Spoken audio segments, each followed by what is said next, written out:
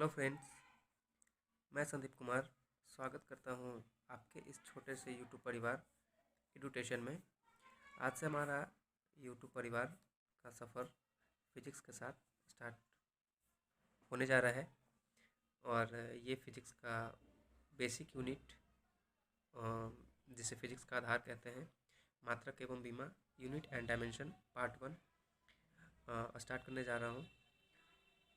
तो आइए इसे हम अच्छे से देखते हैं, पढ़ते हैं। यूनिट एंड डायमेंशन में भौतिक राशियाँ, कभी कभी इसकी परिभाषा से भी क्वेश्चन आ जाते हैं। भौतिक राशियाँ पदार्थ का वह गुण है जिसका मापन किया जाता है और उसकी माप को संख्या द्वारा प्रदर्शित किया जाता है। जैसे एग्जांपल में संवेग, आवेग, बल, ईटीसी। तो कह सकते हैं कि भौतिक राशियाँ वही राशियाँ हैं जो वास्तविक में हों। जो काल्पनिक है उसे भौतिक राशि नहीं कहेंगे, या जिसे हम छू नहीं सकते हैं, सिर्फ सोच सकते हैं, उसे हम भौतिक राशियाँ नहीं कहेंगे। नेक्स्ट, मात्रक। किसी भी भौतिक राशि को व्यक्त करने के लिए दो राशियों की आवश्यकता होती है, एक संख्यात्मक मान और एक मात्रक। ये जो मात्रक है और ये जो संख्यात्मक मान है, तो ये दोनों एक दूसरे के बिना अधूरे हैं। मात्रक को किसी भौतिक राशि को मापने के लिए मात्रक का यूज़ करते हैं, जबकि उसको व्यक्त करने के लिए हमें संख्यात्मक मान और मात्रक दोनों की आवश्यकता होती है। अगर हम किसी दुकान पे जाएं और कहें कि हमें सिर्फ 3 चावल दीजिए या सिर्फ केजी चावल दीजिए, तो 3 यहाँ संख्यात्मक मान है और केजी यहाँ मात्रक है। तो अगर हम 3 चावल बोलेंगे तब भी वो नहीं देगा, अगर केजी चावल बोलेंगे तब भी नहीं बोलेगा, जब तक कि हम दोनों को एक साथ ना बोलें कि हमें 3 केजी चावल दीजिए या 2 केजी चावल दीजिए।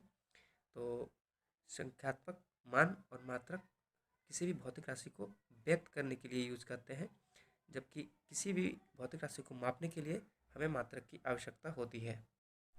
किसी भी भौतिक राशि को मापने के लिए मुख्यतः 3 पद्धतियाँ प्रचलित थीं। मापन की 3 पद्धतियाँ थीं। फर्स्ट CGS, सेकेंड FPS और थर्ड MKS।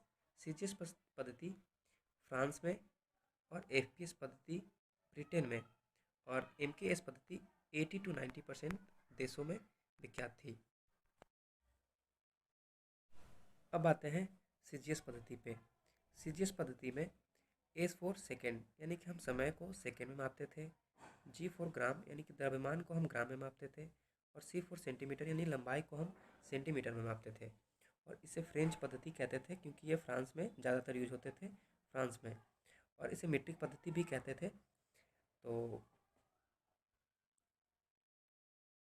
नेक्स्ट है हमारा FPS पद्धति। FPS पद्धति में S फॉर सेकेंड यानी कि समय को हम सेकेंड में मापते थे, P फॉर पाउंड यानी कि द्रव्यमान को हम पाउंड में मापते थे, और F फॉर फुट यानी कि लंबाई को हम फुट में मापते थे। इसे ब्रिटिश पद्धति कहते थे क्योंकि ये ज़्यादातर ब्रिटेन में यूज होता था, इसलिए हम इसे ब्रिटिश पद्धति कहते हैं। तीसरा है हमारा MKS पद्धति। MKS पद्धति में S फॉर सेकेंड यानी कि समय को हम सेकेंड में मापते थे, K फॉर किलोग्राम यानी कि द्रव्यमान को हम किलोग्राम में, और जबकि लंबाई को हम मीटर में मापते थे। तो एक समय ही है जिसे हम प्रत्येक जगह पे सेकेंड में मापते थे, यानी कि हम ये यूनिवर्सल यूनिट के रूप में इसे मापते थे, यानी कि हर जगह, ये तो वो फ्रांस हो, रूस हो या अमेरिका हो या इंडिया हो, हर जगह समय को हम सेकेंड में मापते थे, जबकि बाकी सारे यूनिट को हम अलग अलग मापन के द्वारा मापते थे। और इसमें M फॉर मीटर होता है, इसलिए हम इसे मीट्रिक पद्धति भी कह सकते हैं या इसे हम याद रख सकते हैं। अब आते हैं हमारी चौथी पद्धति, सिस्टम ऑफ इंटरनेशनल। इसे हम चौथी पद्धति भी कह सकते हैं, और इसका यूज हमें या इसका हमें ज़रूरत क्यों पड़ा, तो बहुत जगह पे थे। जैसे कि ब्रिटेन में हम द्रव्यमान को ही ले लीजिए, तो ब्रिटेन में हम द्रव्यमान को पाउंड में मापते थे, जबकि फ्रांस में हम उसे ग्राम में मापते थे। और इंडिया की बात कर लें तो इंडिया में हम किलोग्राम में मापते थे। तो 3 जगह पे 3 यूनिट, और इसी तरह बहुत सारी जो राशियाँ थी उसको हम अलग अलग मात्रक से मापते थे। तो क्या होता था कि इस देश से उस देश अगर कोई लोग जाते थे तो उनको बहुत सारी सामान खरीदने या बेचने में परेशानियाँ होती थी, या मतलब जाने पे कभी कभी तो उनको कुछ दिनों की ट्रेनिंग भी लेनी पड़ती थी कि हाँ आप वहाँ जा रहे हैं तो आपको यूनिट का ट्रेनिंग लेना पड़ेगा।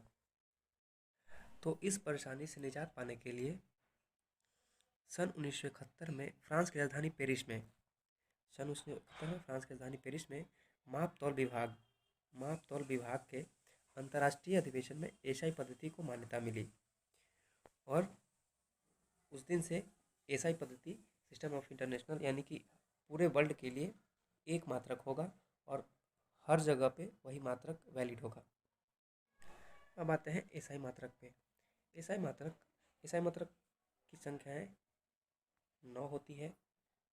आधारी मात्रक यानी कि बेसिक यूनिट। एसआई मात्रक को हम दो भागों में बांटते हैं, एक आधारी मात्रक और एक संपूरक मात्रक।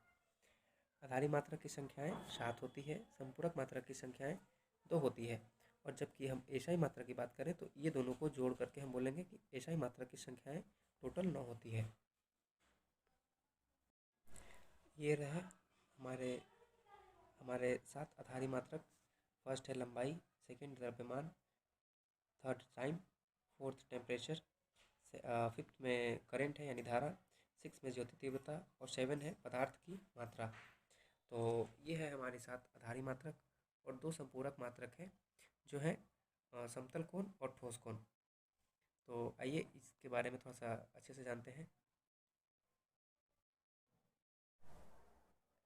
लंबाई का मात्रक मीटर, जबकि इसकी बीमा की बात करें तो इसकी बीमा होती है कैपिटल एल, यानी कि लेंथ का फर्स्ट लेटर। जैसे कि अगर हम मेरा नाम संदीप हुआ तो लिखते हैं S Sandeep, S for Sandeep and के फॉर कुमार, और इसका अगर शॉर्ट फॉर्म लिखें तो एस डॉट के लिखते हैं। तो उसी तरह के कह लें तो लेंथ का शॉर्ट फॉर्म अगर होगा तो एल, मास के लिए एम, और टाइम के लिए टी। और ये तीनों जो बीमाएँ हैं ये 70 to 80% राशियों की बीमाएँ निकालने के लिए यूज होता है। तो ये तीनों को आप अच्छे से याद कर लेंगे।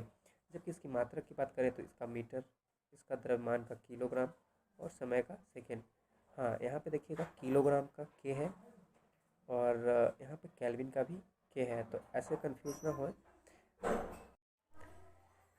लंबाई का मात्रा का बात करें तो इसको मीटर में, द्रव्यमान को किलोग्राम में, समय को सेकेंड में, टेम्परेचर को केल्विन में, और आगे बात करें धारा की तो धारा को हम एम्पियर में नापते हैं, ज्योति तीव्रता को कैंडेला में, और पदार्थ की मात्रा को मोल में, जो कि केमिस्ट्री में पढ़ना होता है। तो इसी तरह से 2 संपूरक मात्रक हैं। एक है समतल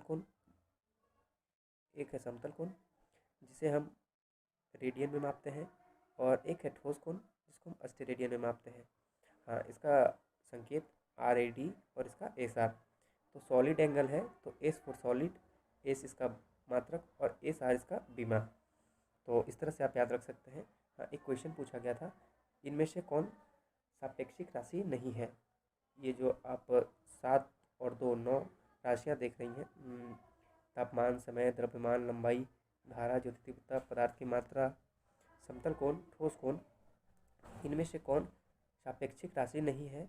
तो समय एक सापेक्षिक राशि नहीं है जिसे हम किसी के साथ कंपेयर नहीं कर सकते। तो ये क्वेश्चन पूछा हुआ है, शायद NTPC में पूछा गया था कि इनमें से कौन सापेक्षिक राशि नहीं है, और उसमें ऑप्शन था समय। तो समय एक सापेक्षिक राशि नहीं है जो किसी का सापेक्ष नहीं बदलता, और इसीलिए हम समय सापेक्षिक राशि नहीं है, इसलिए हम इसे एक्स एक्सिस पे रखते हैं। जैसे कि आप दूरी और टाइम का ग्राफ ले लीजिए, तो टी यानी कि टाइम को हम एक्स एक्सिस पे रखते हैं। वी और टी का ग्राफ ले लीजिए, वेलोसिटी और टाइम का, तो टी को हम एक्स एक्सिस पे रखते हैं, क्योंकि यह सापेक्षिक राशि है और ये कभी नहीं बदलता। अब आते हैं व्युत्पन्न मात्रक। व्युत्पन्न कहने का अर्थ ही है उत्पन्न, लास्ट में इसका उत्पन्न का मतलब क्या, ये किसी से उत्पन्न हुआ है। तो वह मात्रक जो आधारी मात्रक से निकल कर आते हैं।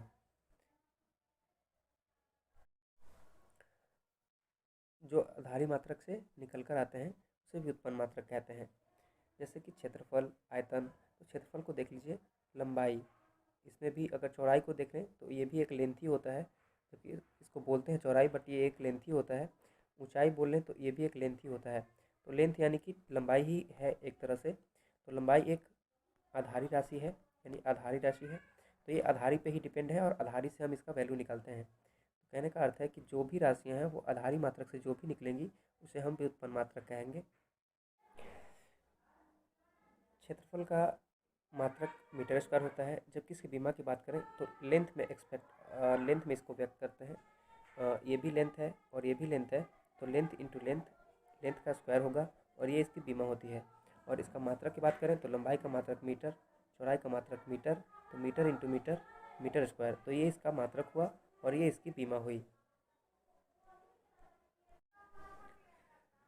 उसी तरह से बात कर लें आयतन की। आयतन का फॉर्मूला होता है लंबाई इंटू चौड़ाई इंटू ऊंचाई, यानी कि लंबाई का मात्रक मीटर और चौड़ाई का मात्रक मीटर और ऊंचाई का मात्रक मीटर, यानी metre into metre into metre equal to metre का क्यूब।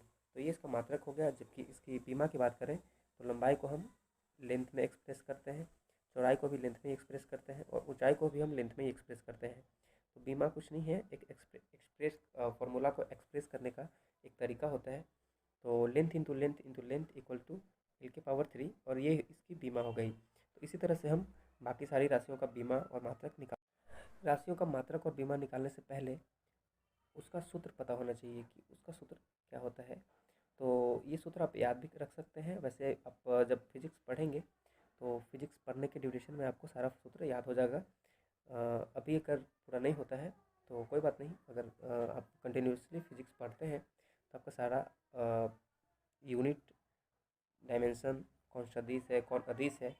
तो फिजिक्स का दो बेसिक यूनिट होता है, एक यूनिट एंड डायमेंशन और दूसरा वेक्टर एंड स्केलर। तो ये तो जो बेसिक यूनिट है ये पूरा आपको चैप्टर के ड्यूरेशन में नहीं समझ में आएगा, पूरा फिजिक्स पढ़ने के बाद ही ये समझ में आएगा। क्योंकि ये जो यूनिट है दोनों, ये यूनिट आपको हर चैप्टर में आपको देखने को मिलेगा। तो इसलिए वरी ना करें और धीरे धीरे रोटेशन के साथ जुड़ रहें और बाकी हम आपके साथ हैं। इसी तरह से कुछ और व्युत्पन्न मात्रक हैं जिनका हम बीमा और मात्रक के बारे में चर्चा करेंगे। चाल हो गया, वेलोसिटी हो गया। चाल इक्वल टू होता है दूरी बटा समय और वेलोसिटी इक्वल टू होता है विस्थापन बटा समय। अगर आपको सूत्र याद नहीं है तो हमने एक बार पहले ही कहा था कि आपको चैप्टर के ड्यूरेशन में आपको ये सारे फार्मूला याद हो जाएंगे। अभी बेसिक है, तो अभी अगर 10% भी समझ में आता है तो आपके लिए बहुत है। बाकी आप जैसे जैसे फिजिक्स पढ़ेंगे वैसे वैसे सारा कुछ समझ में आ जाएगा। तो दूरी को हम मीटर में मापते हैं, समय को सेकंड में। तो मीटर बटा सेकेंड इक्वल टू मीटर पर सेकेंड, और मीटर को हम एल से व्यक्त करते हैं। सॉरी, मीटर को नहीं, यहाँ पे लंबाई को हम एल से व्यक्त करते हैं, दूरी एक लंबाई ही है। और टाइम को हम टी से व्यक्त करते हैं। तो टी बेस में है तो ऊपर जाएगा तो टी की पावर -1 हो जाएगा। ये कुछ और राशियाँ हैं जिनका हम बीमा और मात्रक की बात करेंगे। तो ये जब हम इस चैप्टर को पढ़ेंगे, चाल, velocity, acceleration, force, momentum, impulse, pressure, तो इन सब में हम इन सब की मात्रक और बीमा को निकालेंगे।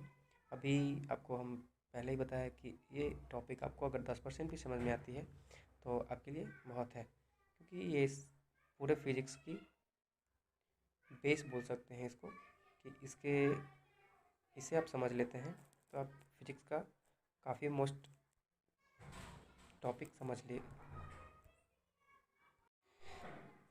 उसी तरह से और हैं वर्क, कोणीय विस्थापन, उसके बाद शक्ति, torque, gravitational constant, gravitational potential, Young's modulus, ये सब है।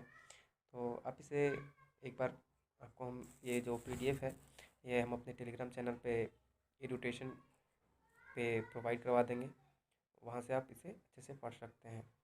और भी हैं, चालकता हो गया, धारा, करंट डेंसिटी हो गया, फ्लक्स, ये सब सारा कुछ करंट में पढ़ना है, ये हीट में पढ़ना है, ये सब मोमेंटम, जड़त्व, मोमेंट ऑफ इनर्शिया, ये सब फोर्स में पढ़ना है।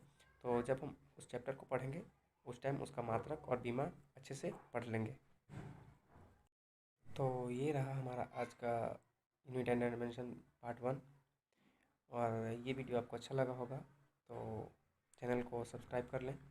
ये रहा हमारा चैनल एडुटेशन। और